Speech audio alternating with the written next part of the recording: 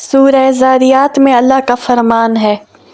اور قوم عاد کے ہلاک ہونے میں بھی قدرت اللہ کی بہت نشانیاں ہیں۔ جب ہم نے ان پر ایک منحوس آندھی چلائی، جس چیز سے ہو کر گزرتی اس کو بوسیدہ ہڈی کی طرح کیے بغیر نہ چھوڑتی۔ سورہ قمر میں مزید ارشاد ہے، جھٹلایا عاد نے، پھر کیسا ہوا میرا عذاب اور میرا کھڑکھڑانا۔ ہم نے بھیجی ان پر ہوا تند، ایک نحوست کے دن کو، ٹلنے والی نہ تھی، اکھاڑ پھینکا لوگوں کو، گویا وہ جڑیں ہیں کھجور کی اکھڑی پڑی۔ پھر کیسا رہا میرا عذاب اور میرا کھڑکھڑانا۔ سورہ حاقیہ میں فرمان ہے، اور وہ جو عاد تھے سو برباد ہوئے ٹھنڈی سناٹے کی ہوا سے کہ نکلی جائے ہاتھوں سے، مقرر کر دیا اس کو ان پر 7 رات اور 8 دن لگاتار۔ پھر تو دیکھے کہ وہ لوگ اس میں پچھڑ گئے گویا وہ جڑیں ہیں کھجور کی، پھر تو دیکھتا ہے کوئی ان میں کیا بچا۔ سورہ فجر میں قوم عاد کا یوں ذکر ہے، أَلَمْ تَرَ كَيْفَ فَعَلَ رَبُّكَ بِعَادٍ إِرَمَ ذَاتِ الْعِمَادِ الَّتِي لَمْ يُخْلَقْ مِثْلُهَا فِي الْبِلَادِ۔ ترجمہ، تو نے دیکھا کیسا کیا تیرے رب نے عاد ارم کے ساتھ، جو تھے بڑے ستونوں والے، کہ ان جیسی چیز سارے شہروں میں نہیں بنائی گئی۔ اب ذکر کرتے ہیں حضرت ہود علیہ السلام کی وفات کا۔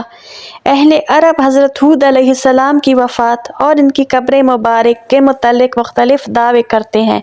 مثلاً اہل حضرموت کا دعویٰ ہے کہ عاد کی ہلاکت کے بعد وہ حضرموت کے شہروں میں ہجرت کر آئے تھے،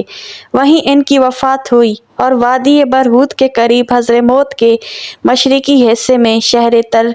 تریم سے قریباً 2 مرحلے پر دفن ہوئے۔ اور حضرت علی سے ایک اثر منقول ہے کہ ان کی قبر حضرموت میں کثیب احمر یعنی سرخ ٹیلے پر ہے، ان کے سرہانے جھاؤ کا درخت کھڑا ہے۔ اور اہل فلسطین کا دعویٰ ہے کہ وہ فلسطین میں دفن ہیں، اور انہوں نے وہاں ان کی قبر بھی بنا رکھی ہے اور اس کا سالانہ عرس بھی کرتے ہیں، مگر ان تمام روایات میں سے حضرموت کی روایت صحیح اور معقول معلوم ہوتی ہے، اس لیے کہ عاد کی بستیاں حضرموت ہی کے قریب تھیں، لہٰذا قرینہ یہی چاہتا ہے کہ ان کی تباہی کے بعد قریب ہی کی آبادیوں میں حضرت ہود علیہ السلام نے قیام فرمایا ہوگا اور وہیں پیغام اجل کو لبیک کہا، اور یہی حضرموت کا مقام ہے۔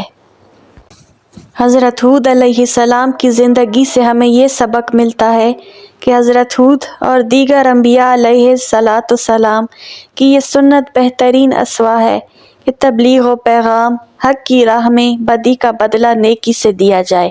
اور تلخی کا جواب شیریں کلامی سے پورا کیا جائے۔ البتہ مبلغ ان کی بد کرداری اور مسلسل سرکشی پر اللہ تعالیٰ کے بنائے ہوئے قانون جزائے عمل یا پاداش عمل کو ضرور یاد دلائے اور آنے والے انجام بد پر یقیناً ان کو تنبیہ کرے، اور یہ حقیقت بار بار سامنے لائے کہ جب کوئی قوم اجتماعی سرکشی، ظلم اور بغاوت پر آمادہ ہو جاتی ہے اور اس پر پیہم اصرار کرتی رہتی ہے تو پھر خدائے تعالیٰ کا قہر و غضب اس کو صفحۂ عالم سے مٹا دیا کرتا ہے اور اس کی جگہ دوسری قوم لے لیتی ہے، چنانچہ قوم نوح اور قوم ہود یا قوم عاد اس کی عبرت آموز مثالیں ہیں۔ حضرت ہود علیہ السلام کے واقعے کا اختتام اور ویڈیو کا اختتام اس دعا پر کروں گی کہ اللہ تعالیٰ ہمیں بد کرداری، مسلسل سرکشی، غرور و تکبر، قہر و غضب، ظلم و زیادتی، ظلم و بغاوت